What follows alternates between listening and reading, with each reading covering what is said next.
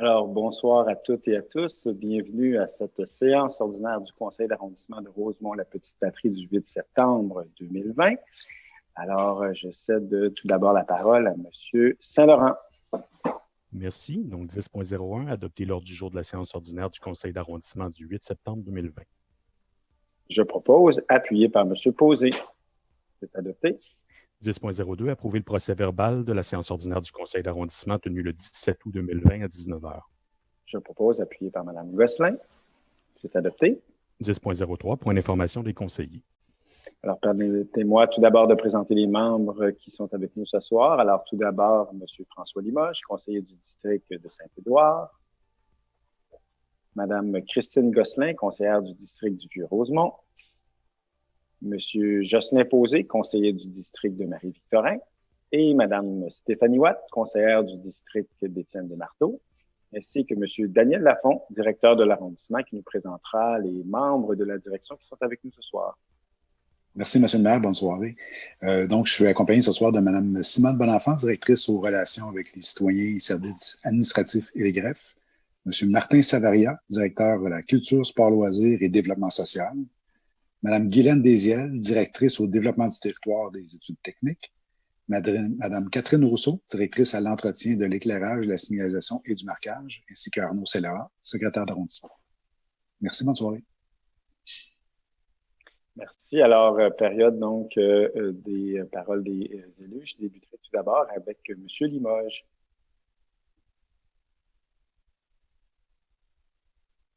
Bonsoir tout le monde. Alors, nous poursuivons encore cette tradition maintenant qui est en train de devenir une tradition, qui est une nouveauté au mois d'avril et qui est en train de s'installer dans nos vies, de faire de la démocratie municipale locale et même pas locale, de faire de la démocratie municipale en Zoom et à distance.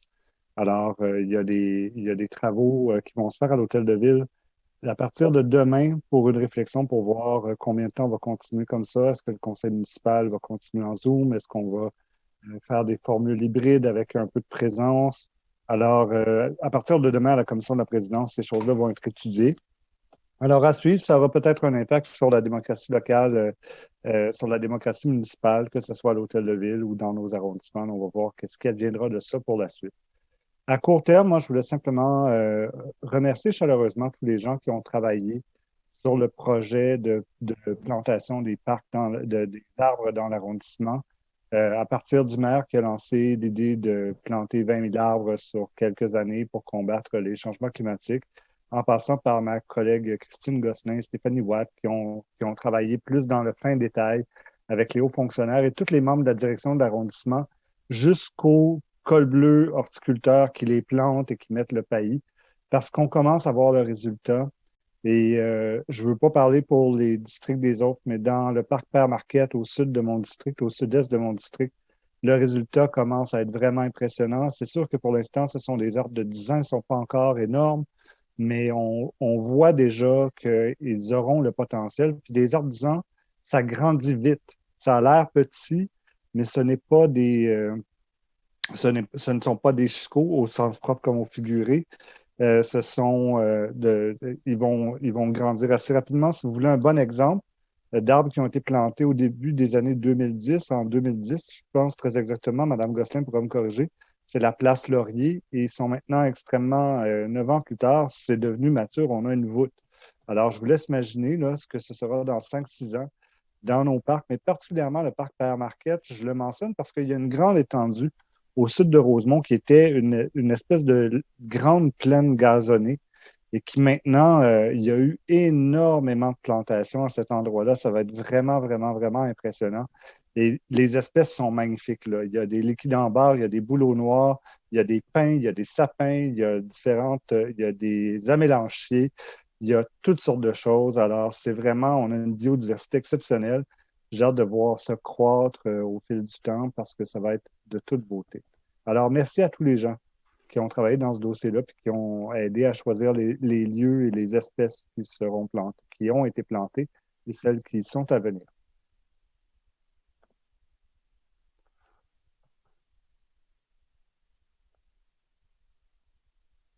Ah, mon son. Alors maintenant, Mme Gosselin, s'il vous plaît.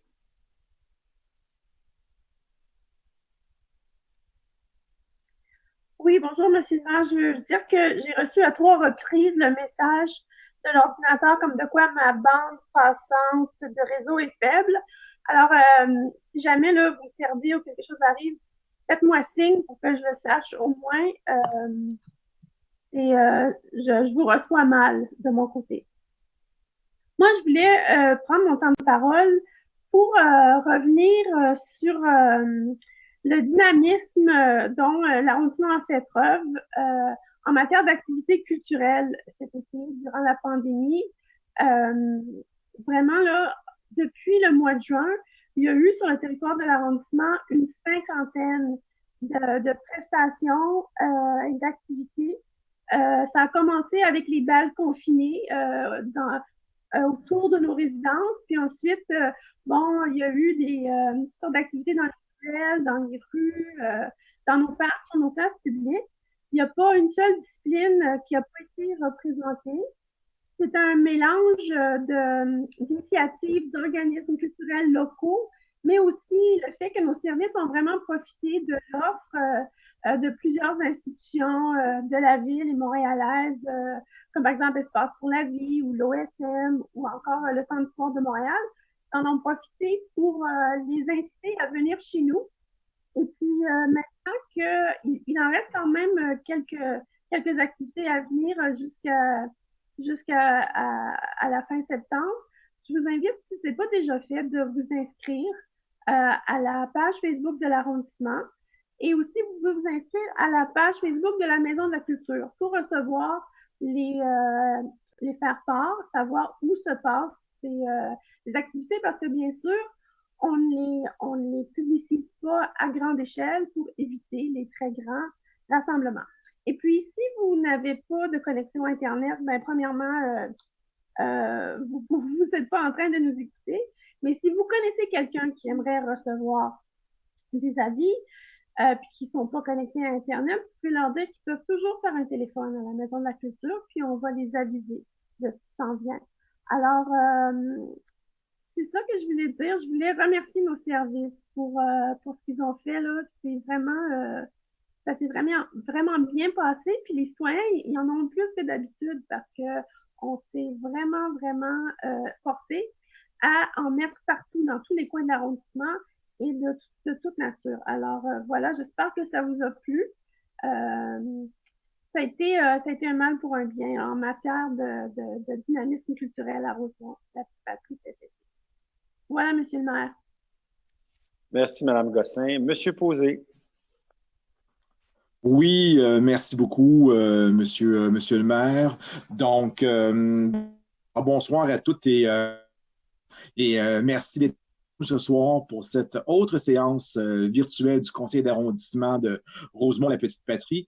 Et bien sûr, je salue plus particulièrement, évidemment, les citoyens et citoyennes de notre belle île de Rosemont, de la Marie-Victorin. Donc, bonsoir. Alors, il me fait grand plaisir ce soir de prendre la parole pour mettre en valeur un projet exclusivement destiné à nos adolescents et nos adolescentes de Rosemont-la-Petite-Patrie, soit l'occupation de nouveaux locaux par l'organisme partenaire L'Autre Maison. Alors, suite au contrat que nous avions voté en ce sens en décembre dernier, les nouveaux espaces aménagés dans les locaux du Centre Père Marquette sont maintenant prêts. Et oui, on est très contents. Donc, sont prêts à accueillir les ados de la très dynamique maison de jeunes, L'Autre Maison.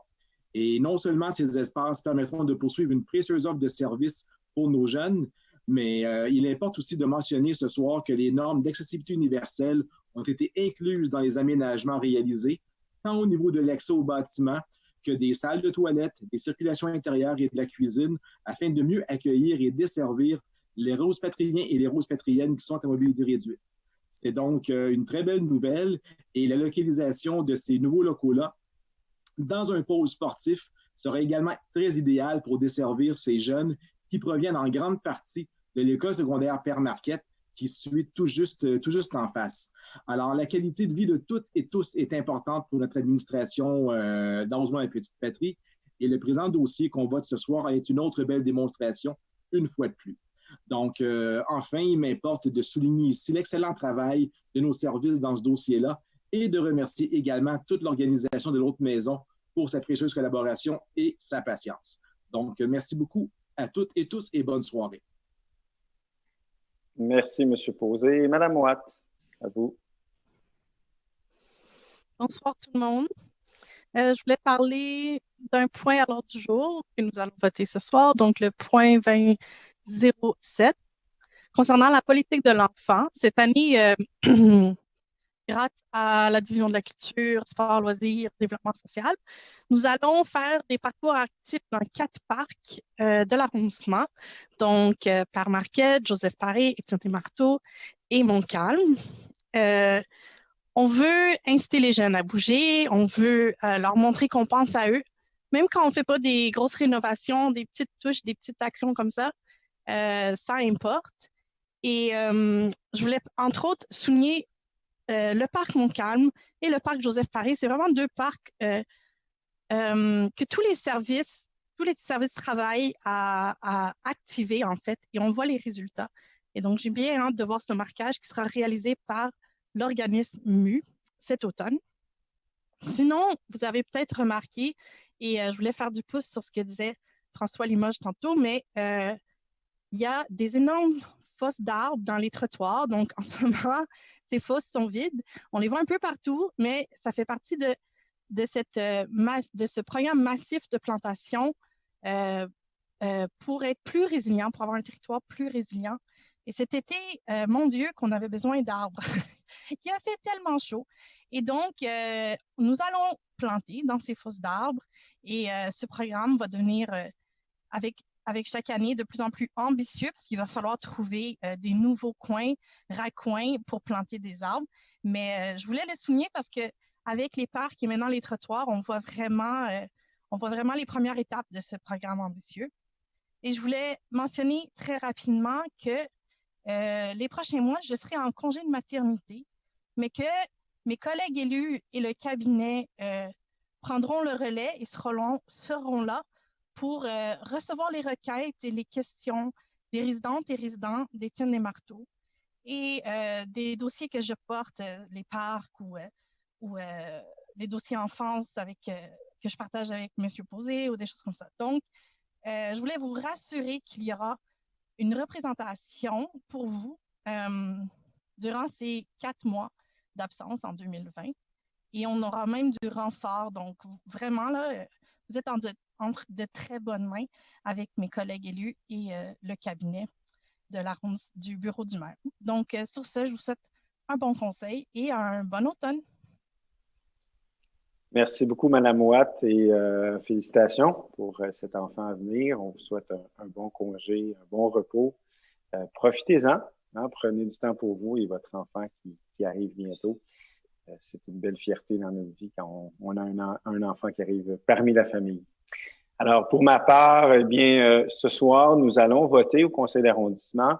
Une bonne nouvelle, l'extension de la collecte des matières putricides, donc du compost, aux 9 unités et plus, et aux industries, commerces et institutions de l'arrondissement, ce qui est une très bonne nouvelle.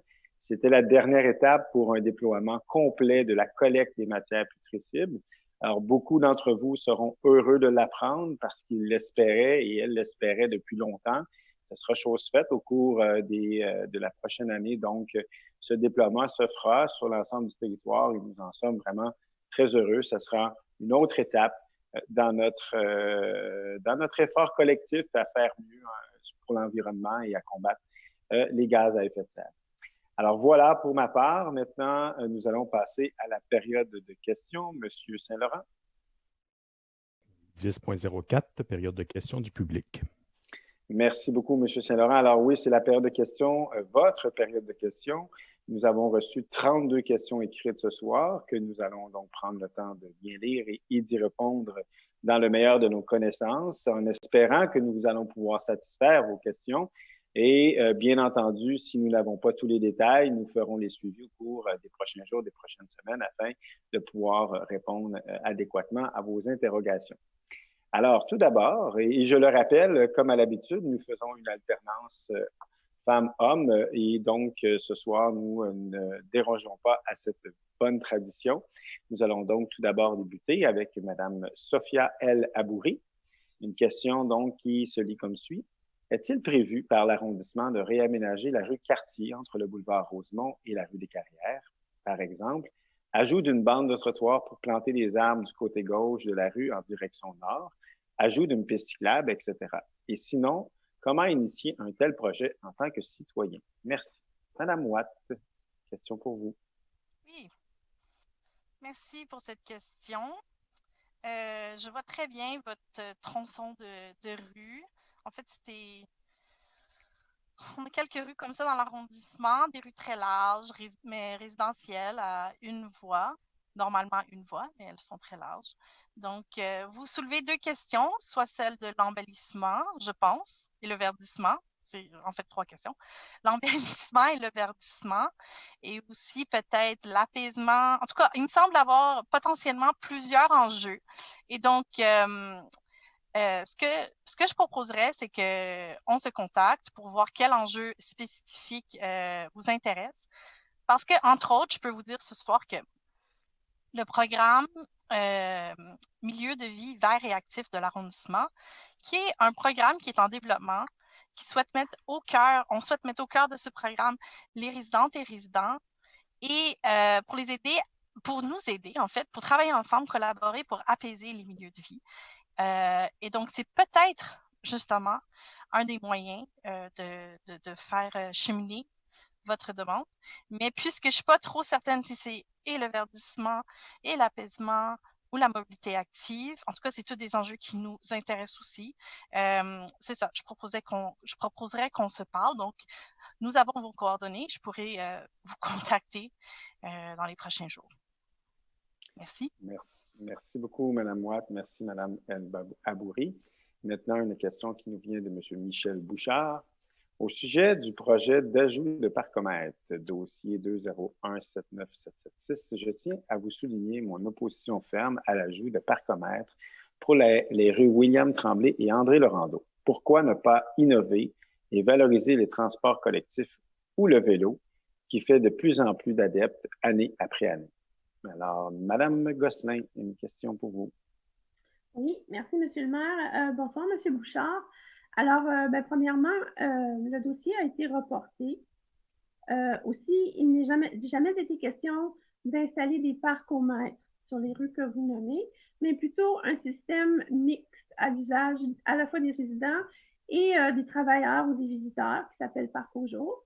Ceci étant dit, nous avons revu le dossier. J'ai reçu énormément de courriels me faisant des suggestions comme la vôtre. Aussi, j'ai rencontré des membres de la communauté. Nous avons discuté et j'ai fait des propositions à nos services quant à comment est-ce qu'on devait intégrer une meilleure gestion du stationnement dans Angus parce que quand même, il y a une forte compétition. Les résidents ont besoin aussi d'avoir des places pour se garer. Et puis, il faut trouver une formule qui va accommoder le plus de personnes possible dans le secteur, surtout là où il est à la frontière entre le résidentiel et le commercial. Et pour ce qui est de votre suggestion d'encourager les transports collectifs et les transports actifs, ça, je vous assure qu'on planche déjà beaucoup là-dessus. Mais vos remarques sont prises en considération et peut-être que même que il n'y a pas eu de bonne communication sur le projet de parcours jour. Il va en avoir et ça va être mieux expliqué, puis il y aura plus ces malentendus quant à qu'est-ce qu'on est vraiment en train de faire là, dans la zone. Alors, mais je vous remercie pour votre question. Merci, Mme Gosselin. Merci, M. Bouchard, pour votre question. Maintenant, une question qui nous vient de Shannon Denon. Alors, bonjour. Nous traversons l'intersection Mont-Royal-Est et Beaubonnière quotidiennement et nous constatons les infractions de la route toutes les semaines. Feux rouges brûlés, piétons non priorisés, excès de vitesse, virage à la dernière minute, sans clignotant et j'en passe. Il semble que des conducteurs sont particulièrement déconcentrés à cette intersection. J'imagine que vous n'allez pas prioriser des dos d'âne en raison des parcours d'autobus. Ceci étant dit, c'est très dangereux, surtout dans un quartier avec autant de jeunes enfants et personnes aînées. Merci. Madame Gosselin. Oui, donc, vous avez raison.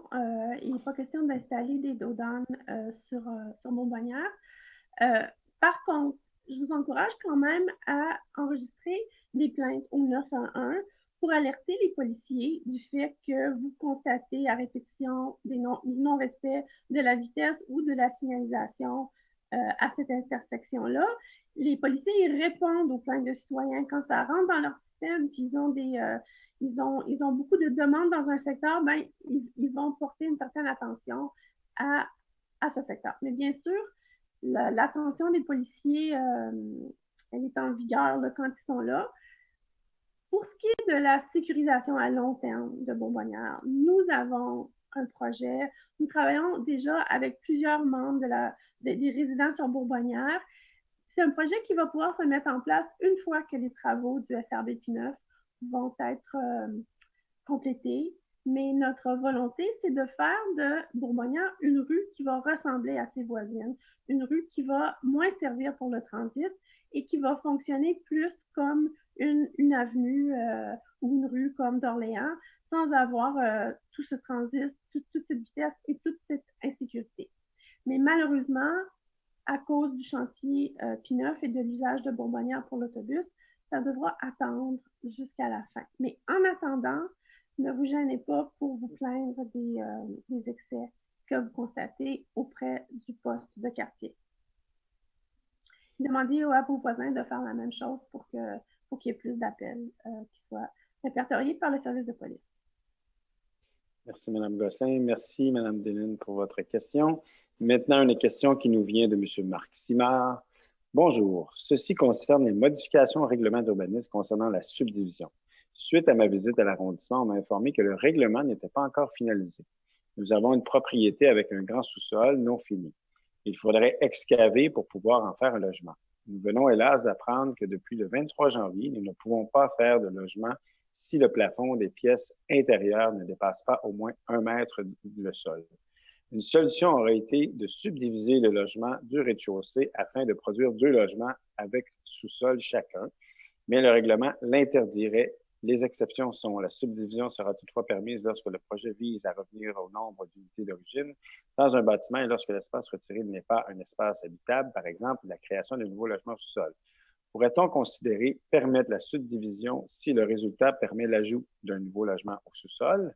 Dans notre cas, nous avons un 6,5 sans sous-sol. L'idée serait de créer un logement de 5,5. À noter que le 6,5 actuel n'est pas occupé.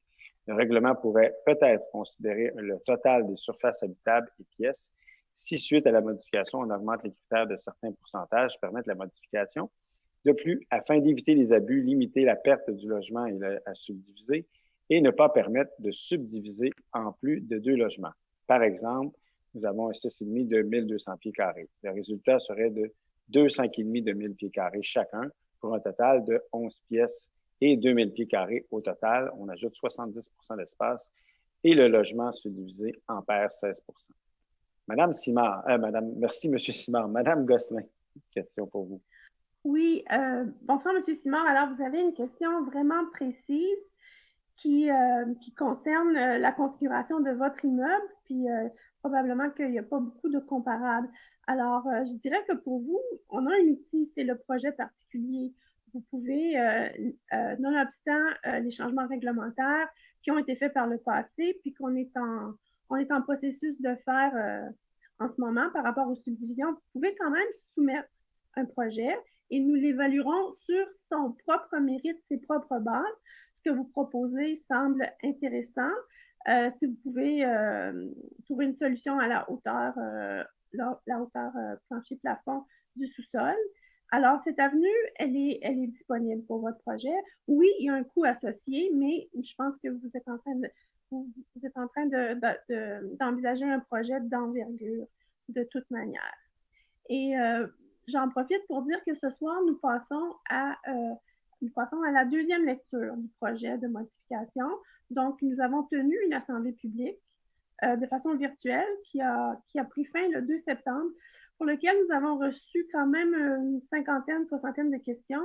Et vous pourrez, n'importe qui pourra lire l'ensemble des questions ainsi que les réponses qui ont été fournies par nos professionnels en arrondissement sur le site. Et peut-être que vous trouverez des éléments de réponse pour vous, M. Simard, mais je vous encourage à venir en arrondissement, à prendre rendez-vous avec un professionnel qui va pouvoir vous guider. Je ne sais pas si Mme Désiel aimerait ajouter des éléments de réponse pour M. Simard ou non. c'est simple, vous devez venir parler à un professionnel en arrondissement parce que vous envisagez de faire quelque chose de vraiment très précis. Effectivement, Madame Gosselin, il est préférable de recevoir la demande parce qu'il y a quand même plusieurs informations au projet. Alors, on sera plus en mesure d'analyser la demande et de donner les informations justes.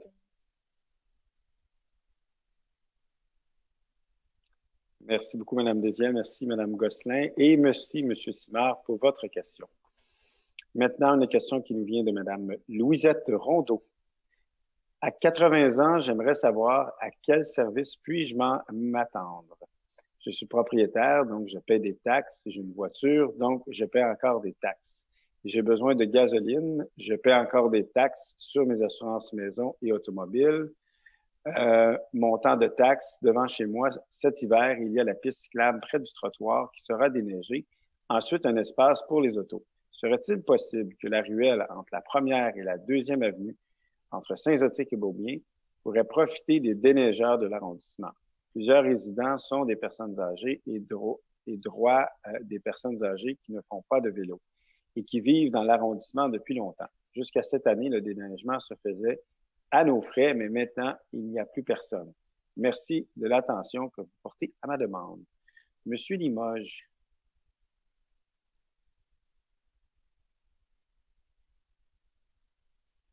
Oui. Excusez-moi, je pensais qu'on s'était entendu que cette question-là irait à Mme Watt. Je suis... Donnez-moi 2 secondes, s'il vous plaît, Monsieur le maire. Pouvez-vous répéter la fin de la question? C'est pour savoir si on pourrait déneiger la ruelle. Oui, effectivement. Écoutez, je vais prendre rendez-vous avec vous, madame, et je vais aller voir votre ruelle. On va voir qu'est-ce qui s'est passé dans le passé, effectivement. Elle a peut-être déjà été déneigée pour diverses raisons. On regardera là avec la direction de l'arrondissement, mais chose certaine, dans les jours qui viennent, je vais vous appeler et j'irai visiter votre ruelle avec vous. C'est la première chose à faire. Puis ensuite, je pourrais parler à la direction de l'arrondissement, de voir avec les travaux publics, est-ce qu'elle était autrefois déneigée et si oui, pourquoi? Et si elle ne l'est plus, pourquoi? En tout cas, on regardera ça ensemble. Ça va me faire plaisir de vous rencontrer. Merci, M. Limoges, et merci, Mme Rondeau. Maintenant, une question qui nous vient de M. Kevin Parenteau. Bonjour, M. Croteau. J'aimerais connaître les montants investis dans l'installation des pistes cyclables de Rosemont-la-Petite-Patrie, main-d'œuvre et matériel depuis le début de votre mandat. C'est une question très précise dont je n'ai pas le détail complet avec moi pour le moment. Ça va nous faire plaisir, M. Parenteau, de vous envoyer ces détails par courriel, le courriel que vous avez laissé. Alors, merci beaucoup pour votre question, M. Parenteau. Maintenant, une question qui nous vient de Mme Julie Turgeon. Alors, la question se lit comme suit. Le 20 août dernier, j'ai fait parvenir une lettre concernant certaines bandes cyclables dans l'arrondissement à laquelle je n'ai pas eu de suite. J'ai eu un accident le 10 août et j'aimerais que le Conseil considère des changements à des voies cyclables dangereuses. J'aimerais savoir si l'arrondissement analysera ma requête. Alors, comme vous le savez, Mme Turgeon, dans l'intervalle, nous vous avons répondu, donc un courriel, un membre de notre équipe vous a répondu à toutes vos questions. Alors, si jamais vous désirez d'autres détails à la suite de cette réponse, n'hésitez pas à communiquer encore avec nous. Alors, encore une fois, merci pour votre question, Mme Turgeon. Maintenant, une question qui nous vient de M. Olivier Fortin-Gagnon. Il y a un problème de stationnement dans les rues du Vieux-Angus. Plusieurs personnes prennent davantage du fait que nous pouvons nous garer sans vignette pour les laisser des véhicules récréatifs du style camper, remorques et bateaux pendant des périodes de plusieurs mois. J'aimerais savoir si l'arrondissement a l'intention de limiter ce genre de comportement à l'avenir. Ceci m'inquiète particulièrement, comme il y a un changement de règlement de stationnement dans d'autres secteurs du quartier et de plus en plus de personnes se garent dans cette section de Rosemont afin de prendre le transport en commun pour aller à leur emploi ou école. Alors, je répondrai rapidement à cette question et Mme Gosselin pourra peut-être faire le suivi. Juste pour vous dire tout d'abord, M. Fortin-Gagnon, que le règlement sur le stationnement dans l'arrondissement de Rosemont-la-Petite-Patrie sur tout le territoire interdit le stationnement de ce type de véhicule sur rue. Alors, il faut appeler la police pour qu'il y ait des interventions. Et peut-être que Mme Gosselin voulait poursuivre sur le début de ma réponse. Oui, ben j'allais justement offrir de prendre contact avec M. Gagnon pour en savoir davantage. C'est la première fois que j'entends parler qu'il y a un problème de cette nature à cet endroit. On aurait pensé aussi qu'avec le passage du balai-brosse, les véhicules seraient obligés de bouger, de peut-être perdre leur place qui s'était trouvée. Mais bon, on ira. J'irai précisément là où vous m'indiquerez qu'il y a le problème et puis on verra ce qu'on peut faire en termes de changements à apporter ou peut-être simplement, comme M. le maire l'a dit, il faut en aviser les policiers pour qu'ils donnent des contraventions à ces véhicules. Mais on va faire un suivi. Merci, Mme Gosselin, et merci, M. Fortin-Gagnon, pour votre question. Alors maintenant, une question qui nous vient de Mme Geneviève Talbot. S'il vous plaît, ne pas donner... Bon, d'accord. Voici mon commentaire. Avec la pandémie, notre famille de 5 tente le plus possible d'éviter le transport en commun. C'est très rassurant comme parent d'adolescents de les savoir sur une piste cyclable comme celle de Bellechasse lorsqu'on va au collège Jean-Eudes. Je remercie sincèrement votre équipe. Je souhaite aussi que les citoyens qui ont perdu des places de stationnement sur Bellechasse puissent avoir des zones réservées de vignettes sur les rues adjacentes, que le processus soit accéléré pour aider l'accessibilité de ce beau projet. Alors, écoutez, merci beaucoup pour votre question, Mme Talbot. C'est une très belle réflexion que vous avez sur la question du stationnement et merci pour vos commentaires. L'objectif, entre autres, de la piste Bellechasse, c'était justement de permettre aux jeunes et aux moins jeunes de se déplacer en toute sécurité à vélo sur l'ensemble du territoire, entre autres les adolescents qui puissent se rendre à l'école en toute sécurité. Et si vous avez remarqué, on en voit beaucoup avec la rentrée scolaire utiliser cette piste Bellechasse maintenant sans leurs parents, seuls pour se rendre à l'école et c'est vraiment souhaité et c'était souhaitable. Pour ce qui est des zones vignettes, nous sommes actuellement en effet à réfléchir et à analyser de quelle manière tout cela sera fait pour compenser les pertes de stationnement. Mais soyez sans crainte, nous l'avons déjà entrepris et nous allons poursuivre, étant donné que notre objectif est de répondre aux besoins de tous les types de mobilité pour s'assurer collectivement que nous puissions atteindre nos objectifs de lutte aux gaz à effet de serre et de lutte au réchauffement climatique en favorisant un cocktail de mobilité et ne pas laisser personne derrière nous en s'assurant que tous et toutes ont un maximum d'options de déplacement, peu importe leur type de mobilité.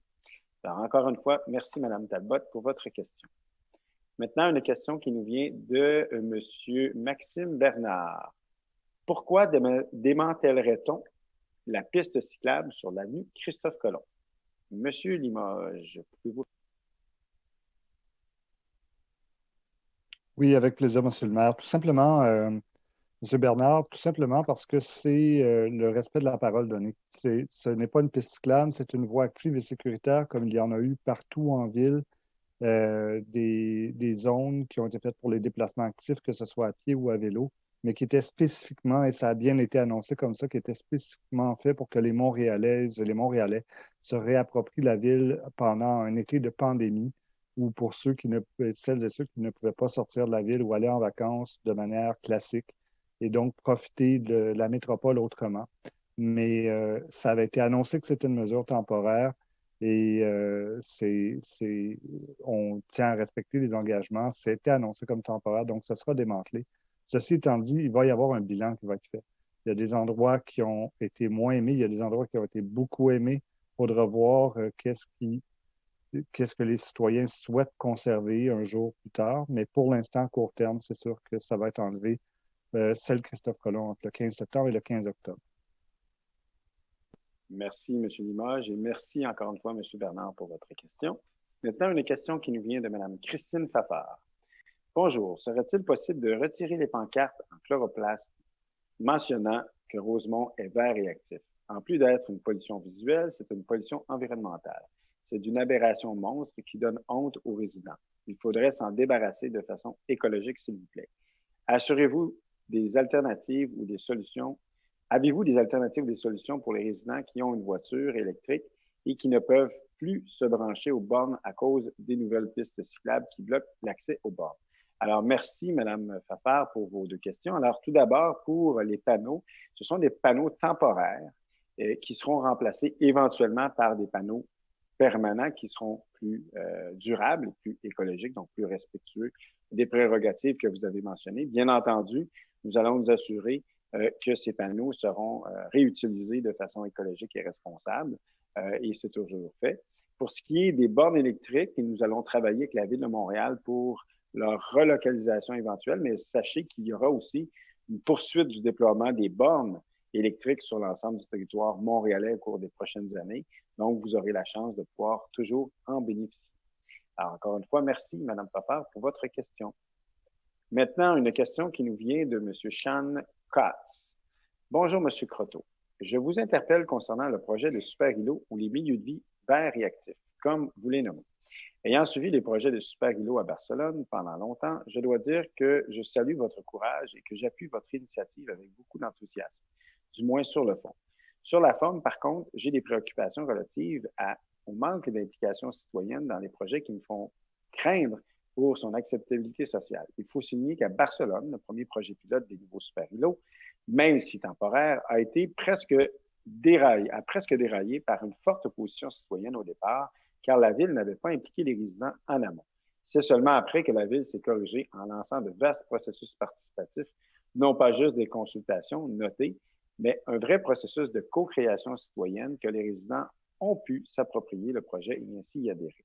J'aimerais savoir alors, que prevenez-vous pour impliquer les résidents des secteurs concernés dans l'élaboration des déploiements de ces vastes projets transformateurs de manière à permettre leur appropriation de l'initiative et ainsi susciter leur adhésion. Alors, merci beaucoup pour votre question. Sachez que depuis plusieurs années, en fait, depuis le début de nos 3 mandats, nous avons toujours mis de l'avant cette nécessité d'appropriation citoyenne et d'adhésion citoyenne pour la transformation du territoire, que ce soit en matière de ruelles vertes, d'agriculture urbaine ou encore de transformation d'espaces publics comme les projets participatifs citoyens. Nous sommes actuellement, et comme vous l'avez vu, il n'y a pas eu de mesures qui ont été mises en place sur le territoire en lien avec l'annonce qui a été faite au printemps dernier. Mais sachez une chose, tout sera mis en œuvre et on va toujours le faire pour nous assurer de l'acceptabilité sociale des projets qui seront en place, mais surtout une adhésion de la population qui va répondre à leurs besoins, leurs craintes et leurs nécessités d'avoir un quartier plus apaisé. Et donc, nous vous reviendrons bientôt avec plus de détails à ce sujet. Alors, encore une fois, merci et on partage pleinement votre, je dirais, analyse du succès ou insuccès, je dirais, des Super Îlots à Barcelone. Et il faut toujours apprendre justement de ce qui s'est fait ailleurs pour être meilleur ici. Merci encore une fois pour votre question. Maintenant, une question qui nous vient de Mme Julie Patnaud. Bonjour. En 2016, de nouveaux condos sont apparus sur la rue Saint-Zotique-Ouest. Malheureusement, une série de thermopompes ont été installées, non pas sur les toits de l'immeuble, mais sur les toits des mezzanines. Ce faisant, elles s'offrent à la vue des passants sur la rue et le spectacle est disgracieux. Une telle installation contrevient à l'article 21.1 sur les constructions hors toit du règlement d'urbanisme de Rosemont-la-Petite-Patrie. Ceci m'a été confirmé par courriel par Daniel Lafont en janvier 2018. M. Lafont me disait alors être en pourparlers avec les promoteurs pour trouver un emplacement conforme qui réduirait l'impact visuel de ces installations. Après bientôt 3 ans, suivant le courriel de M. Lafont, je constate que les thermopompes de cette série de condos se trouvent toujours au même emplacement. Je constate aussi que les arrondissements ont beaucoup de difficultés à faire respecter certains règlements et RPP ne fait pas exception à ce sujet, et ce, malgré la bonne volonté des fonctionnaires et des élus. Mais il y a peut-être une démarche simple qui permettrait de régler la problématique. Permettez que je vous soumette. Les propriétaires de ces condos savent-ils que leur propriété a un vice de construction? Est-ce que l'arrondissement les a informés de ce vice? Sinon, est-ce que l'arrondissement a l'intention de les en informer?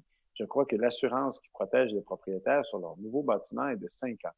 Informer les propriétaires de ce vice de construction leur permettrait d'entamer des démarches auprès des promoteurs pour faire corriger leur situation et protéger les investissements à l'intérieur des délais prescrits par l'assurance sur les constructions neuves. Monsieur Limoges, est-ce que vous avez une réponse?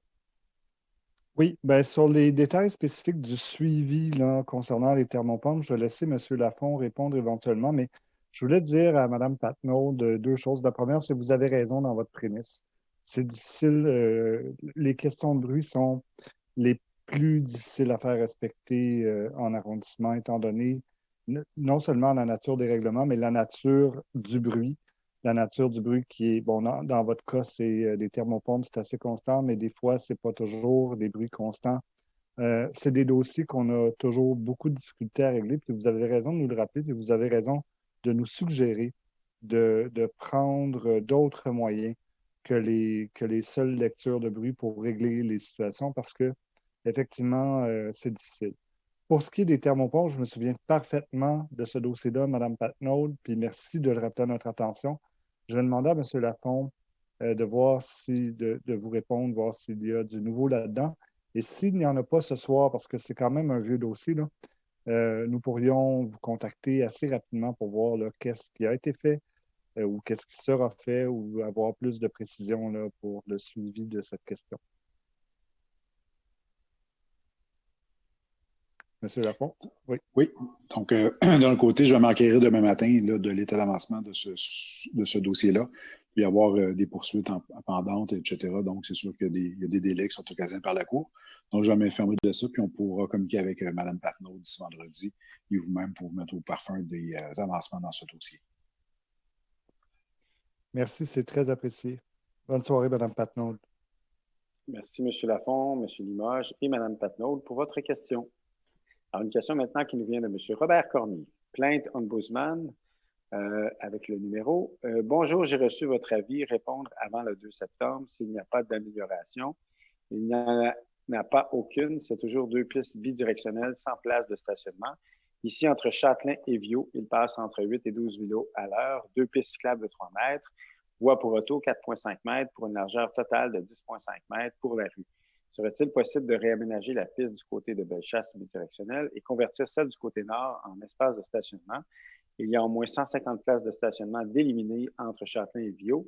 Le peu de cyclistes qui passent se feront un plaisir de se saluer en se croisant. Les citoyens locataires et propriétaires d'une auto seront à moitié ravis et les cyclistes à moitié déçus. J'espère avoir une réponse pour ce commentaire et votre opinion. Merci, citoyens, en attente du bon sens. Alors, merci, M. Cormier, pour votre question. Et naturellement, comme vous en doutez, étant donné qu'il y a une plainte qui a été logée auprès de l'Ombudsman, nous allons donc respecter le processus en cours et faire les suivis auprès de l'Ombudsman. Mais bien entendu, dans les circonstances, nous ne pouvons pas émettre de commentaires publiquement tant qu'un dossier est sous enquête ou non au bureau de l'Ombudsman. Alors, encore une fois, merci, M. Cormier, pour votre question. Maintenant, une question qui nous vient de Mme Aurélie Bergeret. Il y a un gros problème de salubrité avec un dépotoir à déchets derrière l'immeuble du 3930 Masson au point de la ruelle de la rue d'Orléans. Malgré des plaintes au 3-1 depuis plus de 8 ans, aucune solution à long terme n'est apportée pour empêcher les dépôts de déchets à cet endroit et garantir un environnement salubre aux citoyens. Quelles sont les mesures que vous allez prendre pour y remédier? Le 3930 Masson a 32 logements et est infesté de coquerelles qui se propagent dans les habitations avoisinantes. C'est un problème connu depuis très longtemps et toujours pas résolu. Existe-t-il une stratégie ou un programme pour adresser la gestion des déchets des immeubles de plus de 9 logements? Alors, Madame Gosselin, est-ce que vous pouvez répondre à la question? Oui. Donc, Mme Bergeret, on a été en contact très récemment pour ce qui est de la salubrité, puis vous m'avez dit que vous étiez en contact avec l'arrondissement et que vous avez demandé de soumettre vos preuves d'extermination de votre côté pour qu'ils puissent poursuivre avec l'inspection du bâtiment en question, ceci pour les infestations. Bon, pour ce qui est des poubelles, donc j'aimerais aussi, pour le bénéfice de notre directeur d'arrondissement, et qui est aussi notre directeur de travaux publics en ce moment, et pour mes collègues, juste faire un petit peu un portrait de la situation. Quand je suis allée rencontrer Mme Bergeret le 1er septembre, donc la semaine dernière, il y a 28 de ses voisins qui sont venus aussi. Donc, c'est vraiment un cas qui concerne le voisinage. Pas juste Mme Bergeret qui s'est fait le porte-parole de cette cause, puis qui elle-même m'a écrit 13 fois au cours du mois d'août. Mais de notre côté aussi, les travaux publics, là, on est très actifs dans le dossier.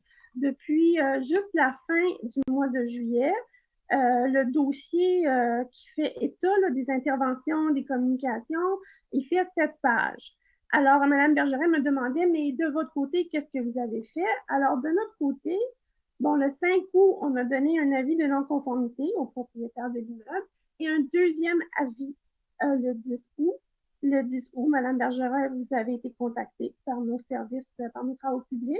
Le 13 août, on a mis des avis sur les sacs qu'on a mis sur place en communiquant le fait que ces sacs-là n'étaient pas sortis au bon moment, au bon endroit. Ensuite, on est venu poser une flèche pour sensibiliser aussi au fait que c'est un voisinage là, qui est partagé par plusieurs personnes et que cet amoncellement de déchets qui revient tout le temps pose vraiment un problème. Le 31 août, là, il y a eu un nettoyage fin parce qu'il faut dire que c'est une ruelle, une intersection où il y a 3 collectes hebdomadaires. Il y a les 2 collectes de la ruelle commerciale et il y a la collecte sur d'Orléans. Alors, ça explique pourquoi le concierge qui est en charge de cet immeuble-là, il sort les poubelles tout le temps, à tous les jours. Il ne respecte pas les jours de collecte, malgré le fait qu'on a appris justement la semaine dernière, en parlant à un locataire de l'immeuble, qu'il a une chambre à déchets, en fait, dans l'immeuble. Un des problèmes avec ce dossier, c'est que l'entreposage des déchets se fait principalement sur la bande de domaine privé qui entoure l'immeuble. Et puis bon, des fois ça déborde, il y en a trop, ils sont déplacés, les gens viennent fouiller dedans, il y a des bruits. Donc, comme je vous l'ai dit lors de notre rencontre, il va falloir travailler au-delà des actions qui ont déjà été accomplies par l'arrondissement. L'arrondissement est aucunement fautif. Nos services ont dédié beaucoup d'attention à ce problème. Là, il va falloir penser en dehors de la boîte et trouver d'autres sortes de solutions. Bien sûr, de notre côté, en termes d'inspection, là, on devrait passer aux contraventions, laisser faire les avis. Et puis, comme je vous ai dit, j'allais de mon côté voir comment je pouvais, en toute sécurité, en toute conformité, de mon côté, essayer de rentrer en contact avec quelqu'un qui est en charge des déchets pour leur parler, pour voir si ensemble on peut pas trouver des solutions. Et puis moi, je vous ai encouragé à embellir le coin avec vos voisins, à faire un peu plus que vous seriez normalement appelé à en faire pour enlever les débris, tout ça qui réapparaissent. Alors, c'est un problème véritable, c'est pas l'unique problème. Masson-Est, il y a des conciergeries là qui sont de petits appartements modestes avec une population de locataires qui déménagent souvent, qui souvent abandonnent ces meubles. Ce sont des histoires humaines pas belles pour lesquelles des fois il faut quand même avoir une certaine... je sais que vous êtes à bout de patience, là, mais ces immeubles-là, ils sont là pour rester... J'ai pensé à certains des commentaires que les voisins avaient fait durant la rencontre, là, par après, quand j'ai eu le temps de réfléchir, puis j'ai trouvé certaines réflexions inacceptables, je vais vous dire. Mais moi, je ne suis pas une personne qui lâche prise ou qui abandonne les gens avec leurs problèmes. Mais quand même, il va falloir qu'on aille à un niveau supérieur, puis qu'on ne se blâme pas les uns les autres, puis qu'on ne dise pas, ben, la ville n'a fait rien, puis le problème ne change pas. Bon, c'est un problème sérieux. On va voir ce qu'on va faire. On va l'attaquer de tout bord, de tout côté. Mais moi, je peux vous dire aujourd'hui là, que je suis fière des actions que l'arrondissement a posées pour essayer d'éliminer ce problème-là. Mais on va voir si on peut, disons, passer par des inspections puis des contraventions envers le propriétaire pour qu'il fasse en sorte que son concierge respecte les consignes, que la situation s'améliore. Alors voilà, c'est pas différent de ce que je vous ai dit la semaine dernière, Mme Bergeret, parce que ça fait juste une semaine qu'on s'est parlé. Alors voilà. Merci, Mme Gosselin, pour cette réponse et merci, Mme Bergeret, pour votre question. Maintenant, une question qui nous vient de M. Jean-Claude Laporte. Considérant que les inspecteurs et inspectrices de la direction de l'habitation de la ville, centre, inspectent toujours les immeubles en lien avec le règlement 03-096, considérant qu'avec masques, visières et autres gants de plastique, il est possible de faire des inspections en toute sécurité, considérant que seules les visites dites d'urgence sont réalisées et que le terme d'urgence est hautement aléatoire, comment se fait-il que les inspections de logements relevant de la division de l'urbanisme des permis et inspections n'aient pas repris de façon normale suite à une plainte de locataires en lien avec le règlement? À quelle date les inspections reprendront-elles? Madame Gosselin, on peut peut-être envoyer la question à Madame Désiel pour avoir un peu plus d'éclaircissement.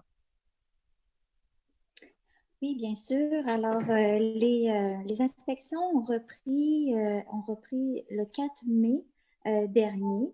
Effectivement, là, nous sommes toujours là, en confinement au niveau là, des mesures d'urgence. Donc, les dossiers sont regardés selon les urgences. Alors, ce que je vais faire, Monsieur le maire, c'est prendre en note, en fait, cette demande d'inspection. Nous allons regarder puis contacter là, le citoyen. Merci, Mme Désiel, et merci, M. Laporte, pour votre question. Maintenant, une question qui nous vient de Mme Marielle Paquet-Couture. Bonjour, monsieur, madame. Nous sommes résidents depuis 40 ans sur la 16e avenue en face de l'école primaire Sainte-Bernadette, entre Bélanger et Sézotique. Tout au long de ces années, il y avait des pancartes de débarcadère 15 minutes sur la moitié de la 16e avenue vers la rue Bélanger, côté est.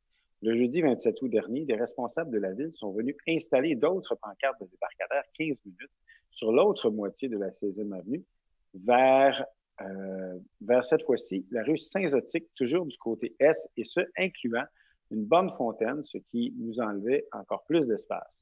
Nous nous retrouvons donc dans des situations où nous ne pouvons plus nous stationner nos véhicules près de notre résidence ou à moyenne distance. Que nous revenions de faire nos courses avec de nombreux sacs de retour à notre travail ou autres sorties, et en prévoyance de l'hiver également, qui, avec la neige, réduit les espaces libres, nous ne pouvons plus nous stationner, sans quoi nous devons déplacer notre véhicule à 7 heures AM le lendemain sans trouver d'autres espaces libres. C'est donc tout le côté est de la 16e avenue qui est maintenant transformé en débarcadère 15 minutes de 7 heures à 16 heures. Pour toutes ces raisons, nous demandons aux représentants de la Ville une révision de ce nouveau débarcadère et d'en réduire l'espace. Nous sommes conscients que nous vivons en face d'une école dans un milieu collectif, mais il ne faut pas négliger les résidents qui font également partie de ce milieu collectif. Nous nous sentons donc lésés dans cette nouvelle configuration d'espace de stationnement, sans oublier tout le monoxyde de carbone produit en longue période le matin et l'après-midi. C'est ce qui est très dérangeant. Suggestion, il y a un espace de terrain tout à côté de l'annexe qui pourrait servir de débarcadère pour le service de garde et libérer ainsi la 16e avenue. Marie Paquet-Couture, Louise Couture, résidente propriétaire de 16e avenue. Voilà. Alors, Monsieur Posé ou Madame Watt pour répondre à cette question. Oui, merci, Monsieur le maire. Donc, bonsoir, Madame Paquet-Couture. Alors, d'entrée de jeu, je vous remercie beaucoup pour votre question. Donc, d'abord, vous avez posé le bon geste en déposant une requête auprès du 3-1 pour obtenir des éclaircissements et faire part aussi de vos importantes préoccupations. Donc, c'était la chose à faire et voilà, c'est très bien ainsi. Donc, évidemment qu'en tant qu'élu et arrondissement, on a à cœur la qualité de vie de toute la collectivité. Et pour nous, le bien-être des résidents et des résidentes de la 16e avenue est aussi important que celui des enfants, évidemment, qui fréquentent l'école Sainte-Bernadette-Soubirous, juste en face de chez vous. Enfants qui sont d'ailleurs de plus en plus nombreux à les fréquenter, n'est-ce pas? L'agrandissement du bâtiment qui en témoigne, évidemment. Donc, de notre côté, comptez sur nous pour faire un suivi auprès de nos services afin d'obtenir des précisions au sujet de la préoccupation que vous soulevez et que ce soit par le biais de nos services ou encore de votre conseillère de district, ma collègue Mme Stéphanie Watt, il nous fera évidemment grand plaisir de pouvoir faire un suivi auprès de vous. Merci beaucoup et bonne soirée. Merci, M. Posé, pour votre réponse et merci, Mme Couture, pour votre question. Maintenant, une question qui nous vient de M. Michel Dallaire. Lamennais, ça nous vient du monsieur le concierge de l'école Lamennais. Lors de précipitations, il se forme sur le trottoir en face de l'entrée principale une flaque d'eau. La problématique par temps froid est d'autant plus inconvenante car, comme vous le savez, ça gèle. Est-ce possible de remédier à cette situation, sachant aussi qu'actuellement, il s'effectue de grands travaux sur Saint-Denis? Merci cordialement. Merci, M. Dallaire. M. Limoges. Oui, bien, faudrait aller voir. Je n'en doute pas. Ça arrive fréquemment qu'il y a des endroits où l'eau s'accumule sur les trottoirs. Vous n'êtes pas la seule école devant laquelle ça arrive. Faudrait communiquer avec vous, peut-être vous rencontrer, voir exactement d'où il s'agit, puis effectivement parler avec les équipes des travaux publics pour voir quand est-ce que des correctifs pourraient être apportés. C'est toujours faisable d'inscrire ce genre de travaux-là dans les réfections mineures de trottoirs. Je ne sais pas et je ne crois pas que ce soit dans les travaux prévus pour Saint-Denis pour l'instant. Faudrait voir si ce l'est. Si ce l'est, tant mieux. Si ce ne l'est pas, on pourra l'inscrire, nous, dans nos programmes de réflexion locale. Ça ne veut pas dire que ça va être fait demain matin, mais on pourrait le mettre dans la liste, puis ça serait fait éventuellement. Alors, on prendra contact avec vous dans les prochains jours avec grand plaisir. Merci, M. Limoges, pour votre réponse et merci, M. Dallaire, pour votre question. Maintenant, une question qui nous vient de Mme Cécile Ditch. Bambou Spa au 1959 boulevard Roson, une nuisance sociale, nuisance nocturne. En tant que regroupement de citoyens de Rosemont-la-Petite-Patrie, nous souhaitons un suivi sur ce dossier. État des lieux à ce jour, trafic nocturne en augmentation depuis le déconfinement.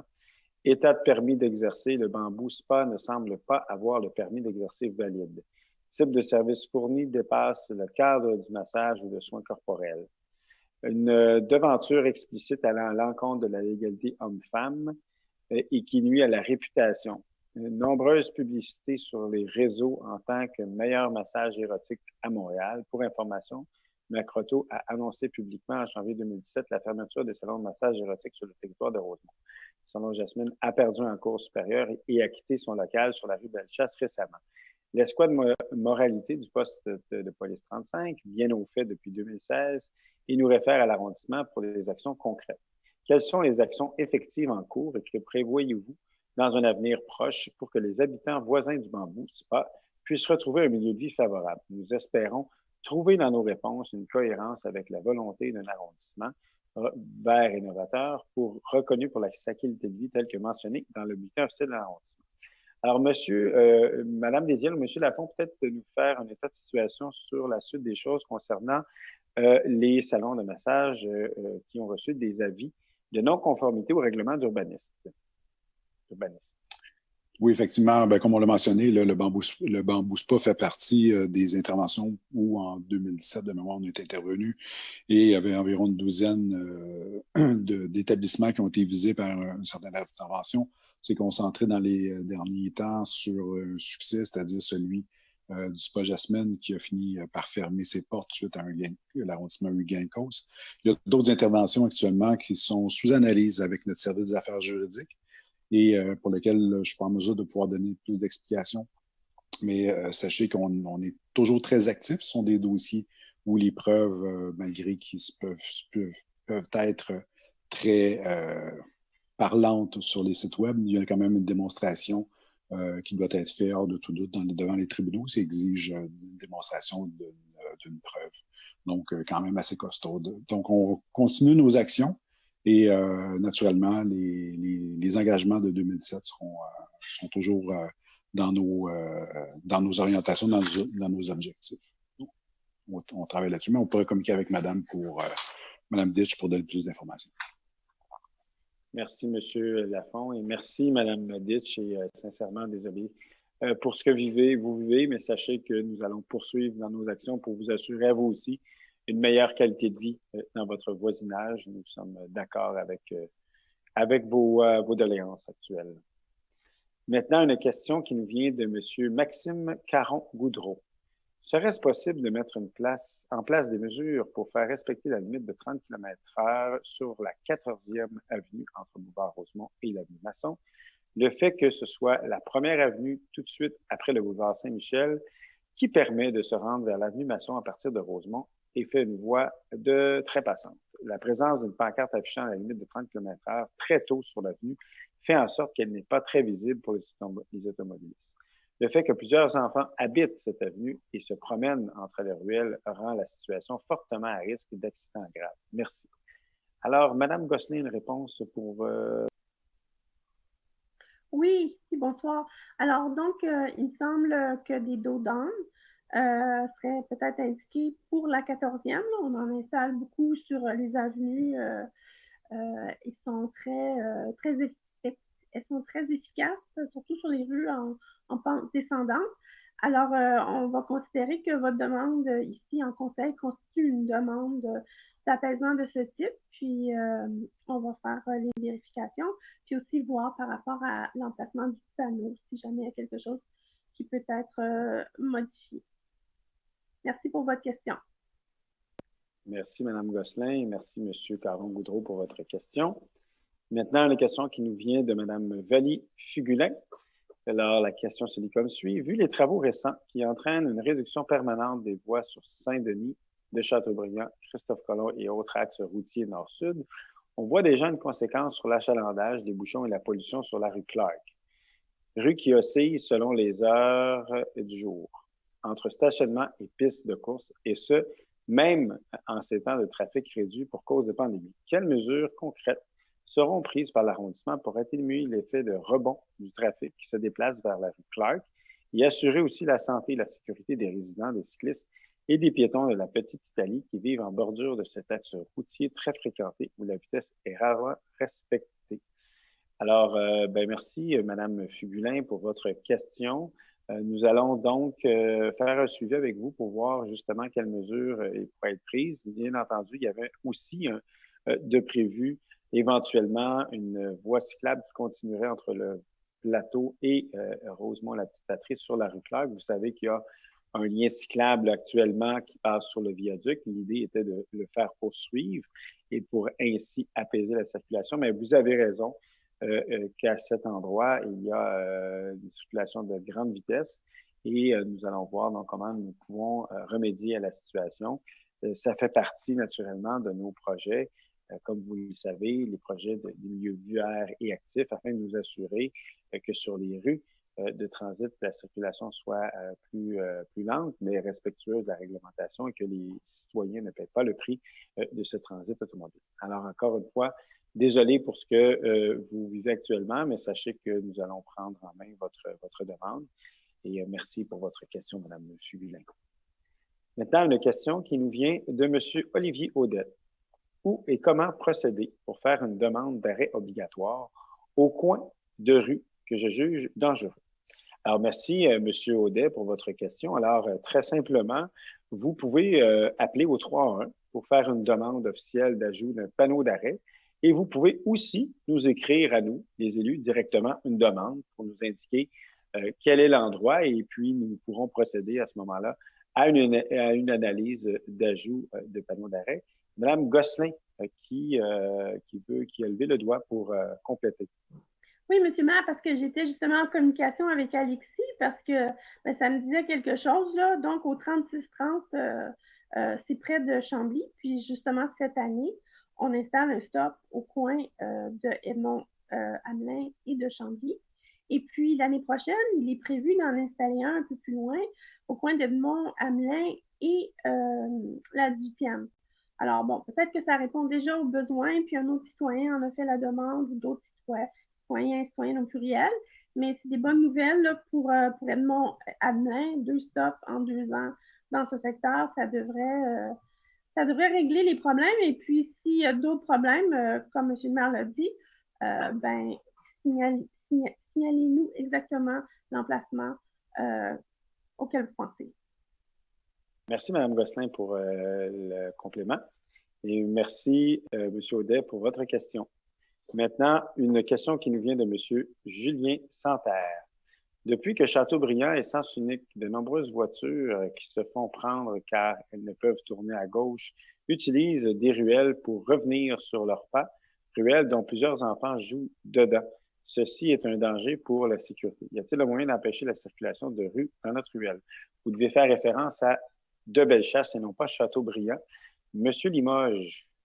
C'est ce que j'allais dire, Monsieur le maire, c'est que Châteaubriand est à sens unique de toute éternité. Effectivement, on doit parler de Bellechasse. Alors, faudrait voir là, de quoi M. Audet parle et de quelle ruelle il s'agit. Encore là, je sais que je suis un peu redondant ce soir, mais je vais offrir encore la même réponse à ce citoyen que je vais faire à deux autres résidents, c'est-à-dire de prendre contact avec lui et d'aller le rencontrer parce que oui, il y a des mesures qu'on peut faire pour limiter le transit dans les ruelles. On a eu de très grands succès. On a eu de très grands succès, entre autres avec une ruelle Saint-Denis entre Saint-Vallier, Bélanger, Jean Talon, où il y avait énormément de transit de voitures. On a travaillé avec la direction de l'arrondissement et les gens de l'urbanisme pour trouver toutes sortes de solutions. Il y en a qui ont été court terme, il y en a qui ont été moyen terme, il y en a qui ont été long terme, mais on a eu des succès. Alors, il faudra aller voir. Il y a toutes sortes de choses qui sont possibles dans votre cas. On verra, on départagera là, ce qui est possible, ce qui ne l'est pas, puis on pourra voir comment je peux vous accompagner là-dedans pour que les services travaillent à sécuriser votre ruelle le plus rapidement possible. Merci, M. Limoges. Merci également, M. Santerre, pour votre question. Alors maintenant, une question qui nous vient de M. Yves Labelle. Bonsoir. Lors de la dernière séance du Conseil d'arrondissement, 3 questions ont été posées relativement au bruit infernal que causent les systèmes de ventilation, notamment celui de Microsoft du Mila, rue Saint-Urbain, du CHSLD Paul Gouin. On pourrait certainement ajouter d'autres immeubles à craindre, avec raison, ce qui s'en vient à Marconi et Alexandra. Sur Beaubien et Waverly, un autre projet de plein droit de la firme Canderel est susceptible de voir le jour sous peu. Le mois dernier, une citoyenne demandait quelles étaient les mesures préventives que l'arrondissement pouvait prendre afin de contrôler cette nuisance. Quel est le bruit, ventilation dans notre quartier? Si l'arrondissement, comme l'indiquait le conseiller Limoges, n'a aucun pouvoir sur la nature des équipements implantés par la constructeur, n'y a-t-il pas le pouvoir de resserrer en amont la réglementation relative au bruit, comme abaisser le niveau acceptable de décibels? Ou encore, l'arrondissement ne peut-il pas, lorsque les plans lui sont présentés, exiger du promoteur, par la production d'une étude d'impact, garantie le bruit causé par les équipements ventilation respectera la réglementation de l'arrondissement? Les riverains, les voisins, la famille ne peuvent pas constamment être en rattrapage. Alors, M. Limoges. Monsieur Labelle, bonsoir. Puis, j'aime beaucoup vos suggestions. Je trouve ça très intéressant. Si vous permettez, il n'y a pas de réponse à donner tellement parce que vous nous suggérez une façon de s'améliorer dans l'avenir qui est au-delà d'être attendre que les choses se passent pour ensuite constater un dépassement des décibels puis être relativement ensuite à la remorque de ça. Alors, j'apprécie vos suggestions. De toute façon, il était prévu que j'aie une rencontre prochainement avec M. Lafond et Mme Desiel sur le cas de Canderel. On pourra parler, voir qu'est-ce qu'on apprend de ces situations-là. Et effectivement, vos suggestions pourront nous servir à brainstormer pour voir comment on peut s'améliorer. Merci, M. Limoges. Merci également, M. Labelle, pour votre question. Maintenant, une question qui nous vient de Pierre-Luc Girard-Loriot. Bonsoir. L'article 17 du règlement sur la circulation de stationnement de la RPP stipule qu'il est interdit à un conducteur d'un véhicule routier de circuler à une vitesse excédant 20 km/h dans une ruelle. Cette vitesse est, à mon avis, trop élevée, considérant le niveau de visibilité qu'un conducteur peut avoir dans plusieurs environnements de ruelle. Par exemple, un conducteur pourrait ne pas avoir la marge de manœuvre nécessaire pour arrêter à temps si un enfant sort rapidement d'une cour arrière dont la vue est obstruée par un véhicule, une construction ou la végétation. Ma question, pouvez-vous modifier la réglementation pour faire passer la vitesse maximale dans les ruelles à 5 km/h? Alors, merci, M. Girard-Loriot, pour votre question. Nous allons donc regarder attentivement, mais sachez que sur le réseau routier, il y a donc naturellement des guides à suivre, mais il y a aussi des vitesses où, même si nous les abaissions à une vitesse X, étant donné la surface de route, ça devient impossible de le respecter. Entre autres, vous savez qu'un véhicule, lorsque vous simplement lâchez la pédale de frein pour le laisser aller à rouler seul sans que nous appuyions sur la pédale à essence, roule plus rapidement que 5 km/h. Donc, je comprends votre demande et c'est tout à fait pertinent. Maintenant, est-ce que ça pourrait être 10 km/h? Peut-être. Nous allons regarder tout cela et attentivement et voir qu'est-ce qui peut être fait pour l'ensemble des ruelles de Rosemont, la petite patrie. Alors, merci pour votre question encore une fois. Et une question qui se répète, qui venait de M. Olivier Fortin-Gagnon, que j'ai malheureusement répété sur les stationnements d'Angus. Tantôt, Mme Gosselin y a déjà répondu, donc désolé. C'est mon erreur dans le fichier des questions. Alors maintenant, une question qui nous vient de M. Nicolas Zogby. Bonjour, chers élus. Félicitations pour le beau travail dans l'aménagement des nouvelles pistes cyclables dans l'arrondissement. C'est beau de voir les gens de tout âge en profiter. Suite au succès immédiat de la piste Christophe Colomb, j'aimerais savoir si vous comptez la pérenniser pour donner aux citoyens une alternative à la vétuste piste cyclable de la rue Boyer. Merci pour votre temps. Monsieur Limoges. Oui, clairement que le VAS Christophe Colomb est l'aménagement le plus populaire de l'été. En tout cas, si je me fie mon témoignage, mais je ne suis pas très impartial étant donné que j'habite dans le district où la voie passe. On m'en a beaucoup parlé très, très bien. On se doit de respecter la parole donnée à la population. Pour l'instant, nous allons procéder au démantèlement. Mais c'est sûr que quand les citoyens, les résidents, les communautés réclament quelque chose, c'est très, très rare que le politique ne finit pas par l'accorder. Alors, c'est vraiment... Moi, je vous invite, M. Zogby, à vous mobiliser, démontrer qu'il y a un appétit pour cette voie-là, puis c'est sûr que ça nous mettra dans une position à ce moment-là où on devra répondre d'une façon ou d'une autre à vos demandes. Mais clairement, elle a été appréciée, il y a un bilan qui va être fait et continuez de manifester votre intérêt. Merci, M. Limoges, et merci, M. Zogby, pour votre question et analyse que personnellement, en tant que cycliste, je partage. Maintenant, une question qui nous vient de M. Frédéric Leblanc. Bonjour. Concernant la piste cyclable sur Dandurand, est-ce qu'il y aura des places de stationnement qui disparaîtront lors de la mise en place? Si oui, est-ce que les citoyens de la rue ont été consultés? Merci. Merci beaucoup, M. Leblanc, pour votre question. Alors, pas d'inquiétude, aucune place sur la rue Dandurand ne sera retirée pour son aménagement. Peut-être à certains endroits pour des questions de visibilité, mais c'est tout à fait marginal, mais sachez que la piste, comme sur Laurier, d'ailleurs, et vous l'avez peut-être remarqué récemment, il n'y a pas eu de place de stationnement qui ont été retirées. Alors, encore une fois, merci pour votre question, M. Leblanc. Maintenant, une question qui nous vient également d'un M. Leblanc, donc M. Louis-Martin Leblanc. La question s'adresse à Mme Gosselin. Lors de votre campagne électorale en 2017, vous déclariez au site web rumasson.com que vous établiriez une coulée verte du jardin botanique qui déborderait sur la rue Masson. 3 ans plus tard, est-ce possible de savoir ce qui a été fait dans ce dossier? Alors, donc, Mme Gosselin. Oui, bonsoir, merci pour votre question. Alors, pour affirmer ça, je me basais sur ma connaissance d'un programme qui existait, qui s'appelait Promenade urbaine, dont j'avais pris connaissance quand j'étais au plateau parce qu'elle avait été proposée pour l'avenue du Lutte. Ensuite, c'est exactement de ce programme-là qu'on s'est servi, que l'administration scolaire s'est servie pour faire la promenade fleuve-montagne, bien sûr, bien augmentée parce que c'est le centre-ville. Alors, en arrivant au pouvoir, j'ai tout de suite soumis la rue Masson comme candidate à ce merveilleux programme. Mais le responsable du dossier des Grands Parcs à l'époque avait mis fin au programme des promenades urbaines. Donc, il n'y avait plus d'argent dédié à faire ça. Puis, donc, l'embellissement de Masson, c'est quelque chose auquel l'arrondissement peut travailler petit à petit avec des mesures à la mesure de son budget.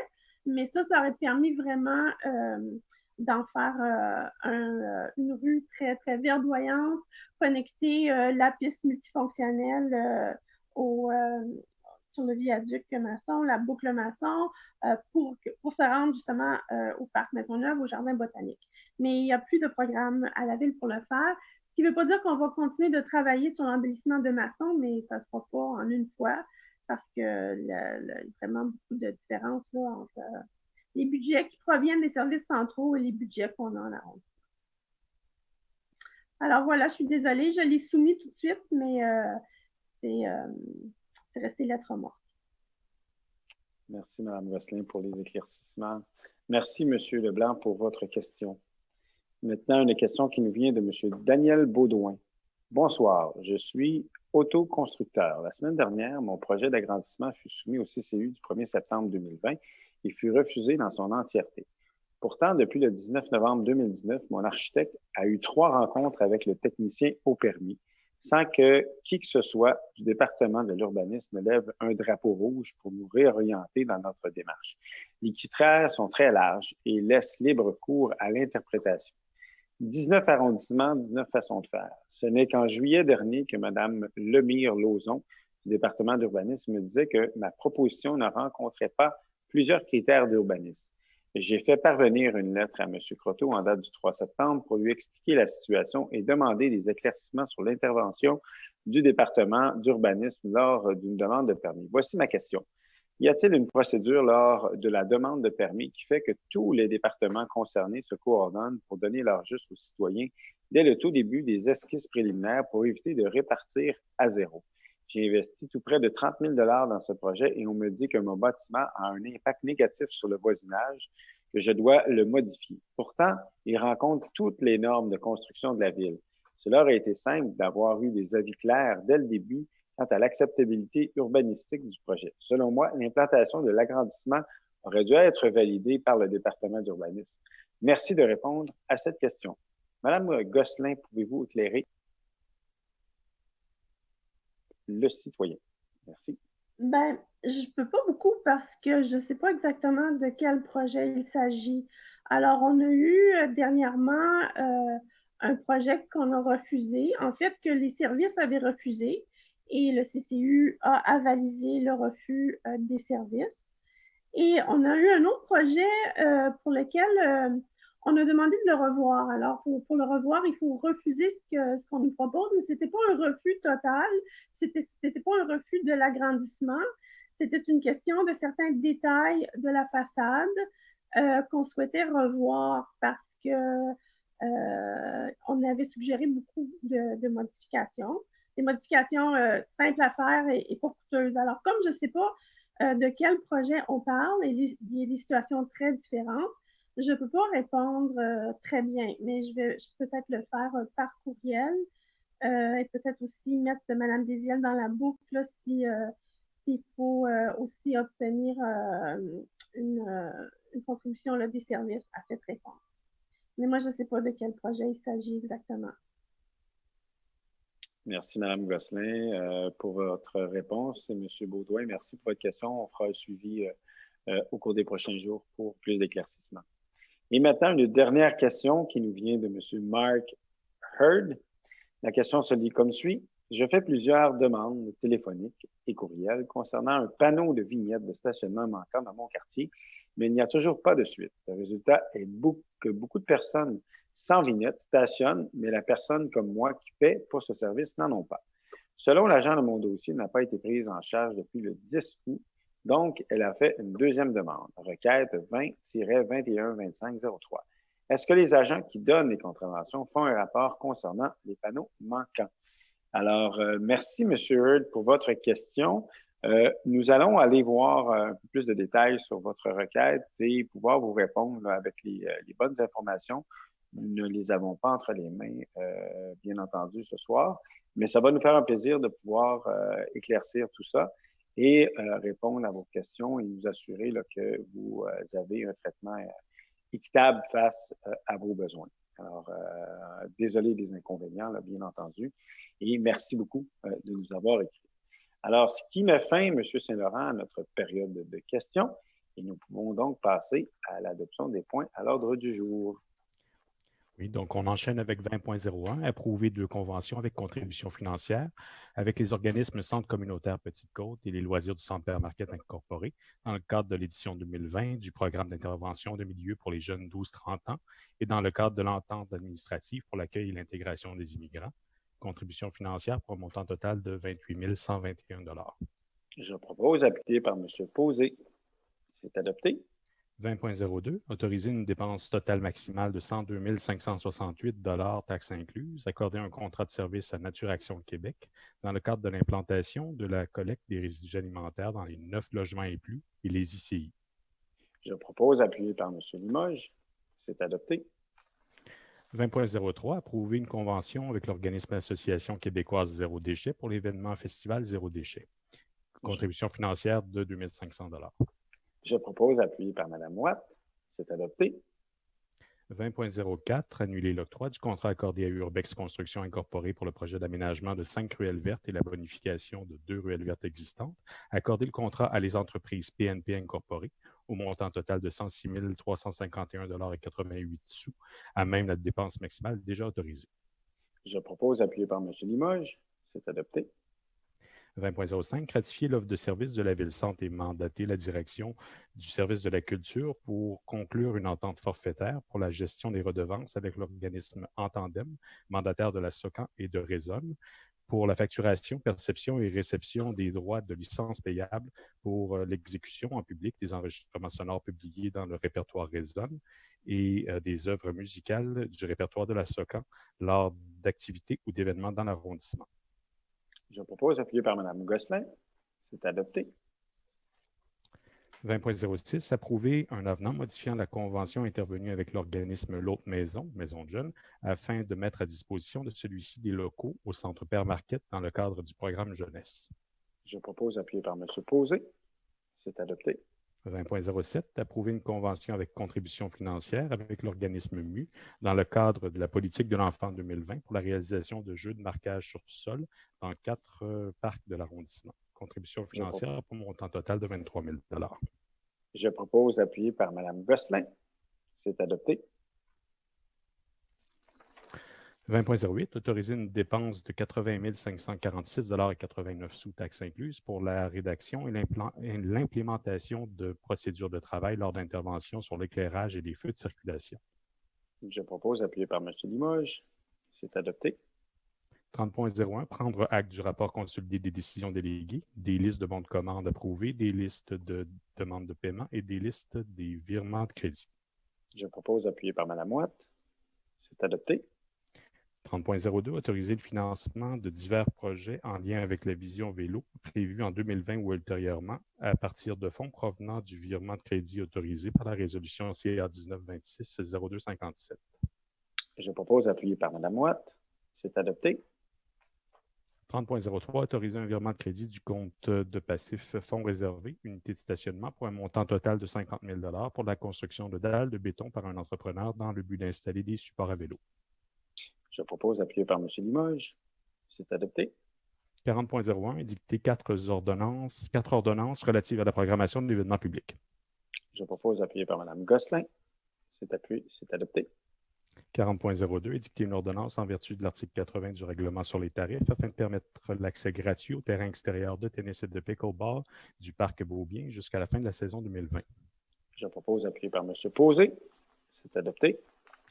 40.03, édicter une ordonnance établissant l'obligation de virage à droite ou à gauche en tout temps pour les véhicules sur la première avenue en direction sud, sauf pour les vélos et véhicules autorisés, afin que l'obligation de continuer tout droit en tout temps pour les véhicules sur le boulevard Rosemont en direction ouest. Je propose, appuyé par Mme Watt. C'est adopté.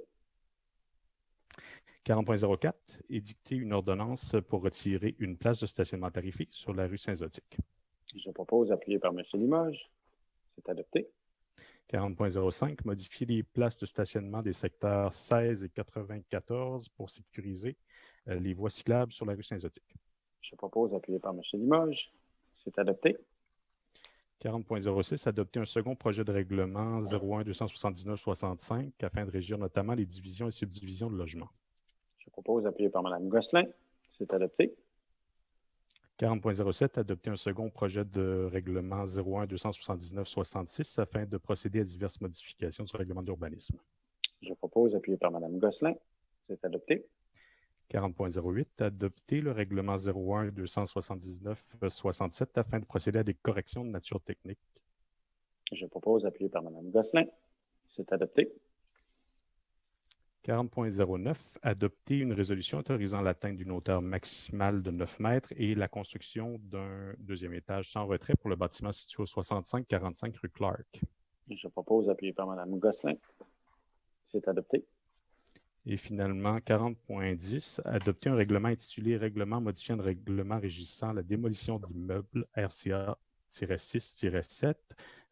Avant de proposer, je dois mentionner au fin de l'enregistrement que des modifications ont été apportées au projet de règlement avant son adoption. Ces modifications concernent les demandes de démolition visant les bâtiments utilisés exclusivement à des fins de station-service. Je propose, appuyé par Mme Gosselin. C'est adopté. L'ordre du jour est épuisé à 20h25. Merci beaucoup, M. Saint-Laurent. Merci à toutes et à tous d'avoir assisté ce soir à cette séance du Conseil d'arrondissement. Merci, chers collègues. Et je tiens aussi, encore une fois, à souhaiter un bon congé de maternité à notre collègue Stéphanie Watt, qui aura un beau et merveilleux bébé dans les prochains jours, et de bien profiter de ce temps précieux avec ce nouveau-né. C'est une grande chance que vous avez, Mme Watt. Alors, merci à tous et à toutes. Bonne fin de soirée.